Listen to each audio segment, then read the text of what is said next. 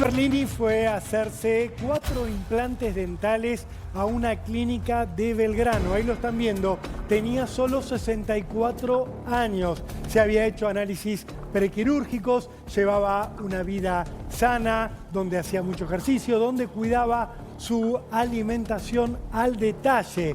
8:30 de la mañana ingresó a la clínica Robles en Virrey del Pino al 2500, en el barrio porteño de Belgrano. A las 4 de la tarde estaba muerto.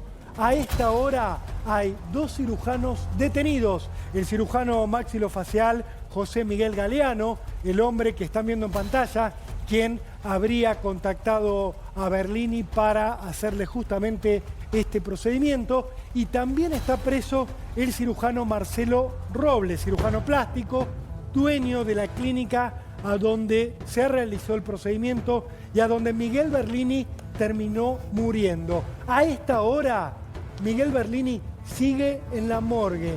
A sus familiares todavía no les han entregado el cuerpo. La investigación avanza a toda marcha con 2 cirujanos presos imputados por homicidio culposo, por mala praxis. La familia de Miguel Berlini, con la cual hablábamos el viernes, sigue reclamando mayor claridad sobre lo que ocurrió y las dudas que surgen a cada paso que damos. Estamos en este momento con el odontólogo Lucas Jasewski, quien nos va a ayudar, junto al doctor Roberto Cazorla, por supuesto, a entender qué es lo que pudo haber ocurrido. También está nuestro amigo el forense Mario Viñolo, comunicado por Zoom, para entre todos tratar de empezar a dilucidar qué es lo que ocurrió. Quería empezar preguntándole a Lucas Jasewski, odontólogo. Gracias, Lucas, por haber venido.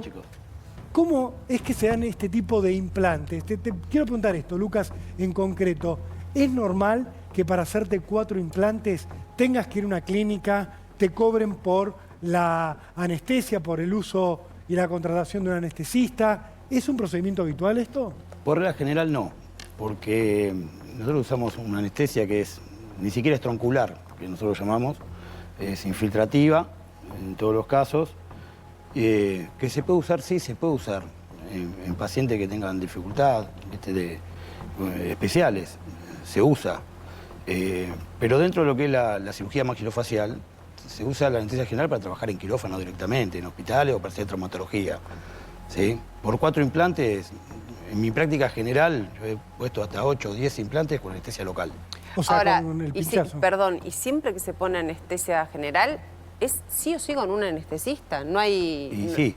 No hay ahí ningún tipo de porque ahí juega un papel muy importante hacer. La Sociedad Argentina de Anestesiología. No hay manera de que te ponga anestesia a alguien que no sea anestesista, es cómo funciona. No hay manera. En este, digo, Lucas, lo que vos mencionabas, cuando decís anestesia local, es el pinchazo que nos dan a todos. Sí, con silocaína. Sí. Claro. Al dentista. Sí. ¿Y eso te puede matar? O sea, no, eso es lo que puede provocar en algún paciente que tenga alergia a un shock anafiláctico, ¿no? Que se empieza un edema de glotis. Claro, se te cierra. Pero bueno, nosotros tenemos elementos como un corticoide en los consultorios que lo administramos enseguida al paciente, porque te das cuenta, el paciente empieza a hacer así, a agarrarse de garganta, claro. Entonces eso... Y a simple vista, para vos, ¿de qué se trata todo esto? ¿Qué pasó? Yo no quisiera hacer que sea algo... una desgracia, ¿no? Porque también, viste, hay jugadores de fútbol que tienen 19 años y tienen problemas cardíacos y estaban re sanos y de golpe se murió en la cancha. Pero creo que pasa, bueno, no pasa por la negligencia ni la impericia tampoco del cirujano, ¿no? Porque ya lo habían operado según el tiempo, cosas que yo había leído. Pasa por una cuestión que tiene que ver con la anestesia general. Creo claro. Que pasa más por bueno, eso. pero perdón, discúlpame, pero si el cirujano le pone anestesia sabiendo que no puede hacerlo. Pero hay 2 cirujanos. Uno es un cirujano general y otro es un cirujano especialista en maxilar. Está bien, pero si se permite, digo, vos estás al frente de la colocación de implantes y vos permitís que aplique una anestesia general a alguien que no es anestesista, eso me parece muy grave a mí. Bueno, pero tiene su matrícula y eso puede... A ver, algún médico puede administrar anestesia y sí, digamos. Sí. Uno cuando hace la carrera de medicina... cursa cómo hacer anestesias y todo. Entiendo que no lo tienen prohibido, por eso. Por la Sociedad Argentina de Anestesiología, porque tiene una matrícula especial, claro. Está como cartelizada la anestesia, ¿no? Digamos, si anestesista no se abren los quirófanos, en los hospitales. Claro. Y en la clínica tampoco. Claro. Entonces, pasa más por tener un anestesista. Pero bueno, pero no sé si no estaba el anestesista, creo que llegó más tarde. A ver, vamos a... Hubo varias versiones. Sí. Si me permiten aclarar un punto. Sí, doctor. Hablando con Alejandra, con la hermana, Sí, que la tenemos en línea, comunicación, sí. así que... una clave es que contrató a un anestesista.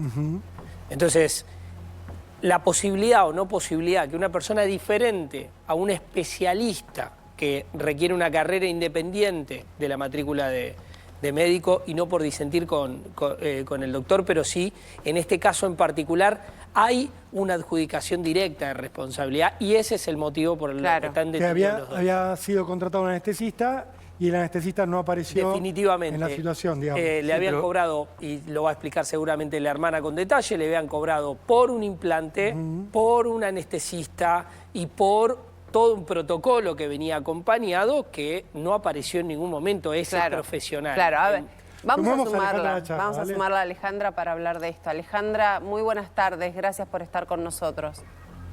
Hola, muy buenas tardes a todos.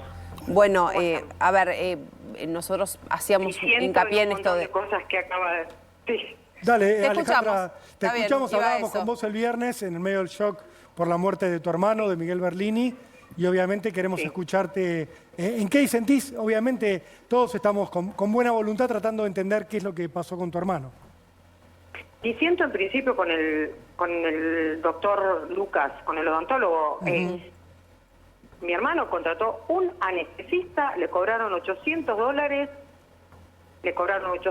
por el quirófano, que es de una clínica de cirugía estética. Esto está contratado por el odontólogo José Miguel Galeano. Uno de los detenidos. Y nunca hubo un anestesista. Los dos detenidos son el doctor Robles, que es cirujano estético, y el doctor Galeano, que es odontólogo. Si no, tendría que haber, como lo dije siempre, un anestesista detenido. Claro. Claro. Alejandra, ¿y lograste entender en estos días que pasaron desde el viernes cuando hablábamos qué fue lo que pasó, si el anestesista nunca estuvo contratado por los cirujanos o si llegó tarde, si no apareció? No, yo te cuento, Rando. No, el anestesista nunca apareció.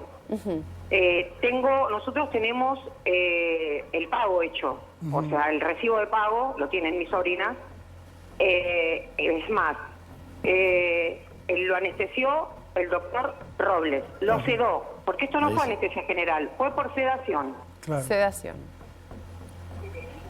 Sí, pero las causales de la muerte indican directamente... Todavía no tenemos la autopsia, no me entregaron el cuerpo. Las indicaciones que recién estaba sugiriendo el doctor Jasewski respecto a que puede haber acontecido una muerte súbita, eso todo va a surgir directamente de la autopsia.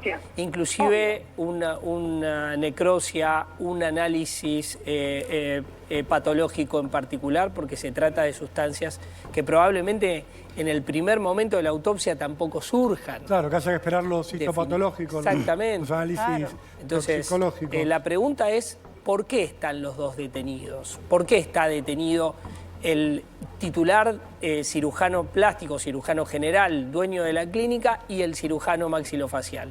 Porque hubo... sí, ¿quiere decirle usted, Alejandra? El cirujano... No, dígalo usted, porque el cirujano plástico no está autorizado para sedar ni para anestesiar. Claro. Claro, es lo que hablábamos al comienzo. Lucas, ¿se hace Por eso yo decía que en la consideración práctica profunda? general la implantología se hace con anestesia local. Claro. Pero con sedación, como dice Alejandra, digamos esto que... Bueno, es un tipo de anestesia Fue con también, sedación. pero es más tirando a lo general que a lo local, es una intermedia. Claro. Pero a lo que voy, en la práctica general, un implante dental es una intervención mínimamente invasiva, que no lleva tampoco mucho requerimiento de tiempo, ¿sí? Y que se hace con anestesia local. Y el posoperatorio es con cualquier antiinflamatorio, sencillamente lo puede pasar cualquier paciente. Y más con la tecnología que hay hoy, que el antiinflamatorio, ibuprofeno, paracetamol... O sea, no es una cualquier situación de riesgo, porque esto lo hablábamos No con es Alejandra una el viernes. situación de riesgo, siempre haciendo previa anamnesis del paciente y evaluando todo, pero Lo él que nos tenía impresiona, todo. Lucas, es Mi mamá se hizo un implante Mi hermano hace tenía 2 todo. meses y no fue una situación de riesgo. Me dijo, voy al dentista, hablamos al rato. A lo sumo doloroso, pero no de riesgo. Al otro día, claro, estaba con alguna molestia, pero nunca Yo trabajo con pensamos que tuviera pacientes riesgo de su vida. 80, 90 años que le hago implantes, no tengo complicaciones. Claro, Teniendo también los riesgos de la anamnesis, que se puede tener anticoagulado, puede tener alguna dificultad crónica, de enfermedad crónica. El viernes, por ejemplo, hablé con el doctor Dragani, Juan Manuel Dragani, abogado, y tiene un caso, obviamente, de él, que una cliente que está en un juicio civil con la clínica, contra la clínica Robles, Esta misma clínica. por mala praxis. Y también pagó un anestesista. Y fue el propio Robles, aparentemente, de acuerdo a lo que hay dentro de la denuncia, están en etapa de conciliación. Digo, no es la primera vez. Es una situación, no muere, en este caso es un implante que tuvieron que hacerle, estético, y tuvo complicaciones a posteriori. Entonces están por cuestiones vinculadas a mala praxis, no muerte, no resultado de muerte, ¿no? Pero estamos hablando otra vez lo mismo, y pagó también un anestesista. De todas maneras, acá nosotros tenemos un indicador de... Que no estuvo, perdón. Que de acuerdo a la denuncia no estuvo como un anestesista en general ahí, ¿no? Acá el resultado de ¿Puedo muerte agregar es... algo? ¿Puedo agregar Sí, algo? sí, claro, dale, por dale. supuesto. Bueno, aparte de no haber tenido un anestesista, cuando a mí me informan del fallecimiento de mi hermano, el que le hizo reanimación durante 40 minutos, un RCP que lo hago yo, chicos, se lo hizo el doctor dueño de la clínica, el doctor Robles. Y llamaron al SAME y después lo cancelan porque no logran reanimar a mi hermano. Mi hermano en ningún momento estuvo en un quirófano monitoreado como correspondía, como le habían prometido, porque ese es el quirófano que él había alquilado. No había un cardiólogo, no había un desfibrilador. Chicos, yo trabajé con médicos, Sí, lo sabemos, Ale. Sé de qué se trata. Y no viste nada de lo que debería haber. Nada, absolutamente nada. De hecho, él mismo dice que estuvo tratando de reanimarlo durante 40 minutos. Es que este caso, perdón Alejandra, y es un poco lo que nos pasa a todos, entendemos que hicieron todo bien. Sí. Contratar un servicio con anestesista, con quirófano, es lo que uno haría para ser más papista que el Papa, si se quiere, para que no Todas haya las ningún tipo... garantías. Todas las garantías, y aún así, Todas. este es el desenlace. Yo les voy a permitir, por favor, que nos dejen sumar a Mario Vignolo, que siempre nos ayuda a entender estos casos, que siempre nos ayuda con su experiencia, a ver quizás algunas puntas que a nosotros se nos han escapado. Mario, ¿cómo estás? Hola Sole, hola Rolo, hola a todos, gracias. Lo que dijo Lucas es cierto, es una cirugía mínimamente invasiva. El riesgo nulo no existe en medicina ni en odontología. Jamás. Pero es casi imposible. Es cierto que cuando hay shock anafiláctico por una anestesia local, tienen los medios corticoides, cosas para resolverlo. En este caso, me llama la atención, como les decía el otro día, la detención inmediata, que en otros casos se espera la autopsia, todo, porque acá yo creo que hubo una falta de cumplimiento del contrato realizado, el doctor Gazorla recién lo decía, y las muertes, cuando se hacen, como se hacen inducciones para que no son anestesias, pero se le coloca óxido nitroso o fentanilo, dejando de lado el drama del fentanilo, pero a veces le hacen como para una sedación óxido nitroso o fentanilo, y la complicación que suelen tener es el tórax leñoso. ¿Qué es el tórax leñoso? Es como una parálisis del tórax que hace que no se mueva el tórax y se interrumpa la respiración y en consecuencia una arritmia cardíaca, como yo le decía el otro día, y son las dos drogas que más se usan. El problema que si está monitorizado, controlado por un anestesista, esto se detecta enseguida. Al no detectarse, puede ocurrir esto. No quiere decir que eso sea lo que haya pasado. Mario, pero perdóname, una de las pero opciones esto... más posibles. Te quiero hacer una pregunta sobre esto que planteabas. ¿Este cuadro se puede dar en un paciente sano? Porque, por lo que nos cuenta Alejandra, Miguel Berlini se había hecho el análisis prequirúrgico, era un hombre sano que se cuidaba en su alimentación, ¿y eso te puede pasar igual? Sí, justamente se brindaron todas las garantías si se hubieran cumplido, porque se hizo un prequirúrgico, se contrató, bueno, el quirófano seguro, porque no era la clínica de Verdini, del médico y supuestamente se contrató un anestesista, que no estaba. Si hubiera estado, podría haber pasado lo mismo, pero se podría haber detectado. Vuelvo a repetir, la causa más común de muerte es el tórax leñoso. Cualquier médico puede anestesiar, lo que pasa es que la anestesia se ha hecho un círculo cerrado en los últimos 15, 20 años, donde no permiten que nadie... Yo cuando empecé a ser residente, muchos médicos anestesiaban y indirectamente están habilitados, pero acá había un contrato con un anestesista. Claro. Y que si está ese anestesista o un monitoreo, cuando ese tórax leñoso que pudo o no haber ocurrido, o a veces, o cualquier otro accidente, por más para explicarlo, Mario, para que se entienda bien este punto, cualquier médico está capacitado por su formación y su educación en aplicar una anestesia, pero legalmente solo puede hacerlo un anestesista. Un anestesista. Eso es para que quede claro, porque si no se da como una si no hubiera confusión. anestesista y es una emergencia, lo podemos hacer cualquiera. Claro. Si está contratado un anestesista, este paciente hubiera estado monitorizado. Cuando empieza la dificultad respiratoria y o cardíaca, lo detectan, automáticamente se detecta. Y lo puede revertir. Roberto, vos querías por el saber. monitoreo. Sí. Claro, Mario, pero- clarísima la explicación de un distinguido como vos. Es un lujo tenerla. Te pregunto lo siguiente.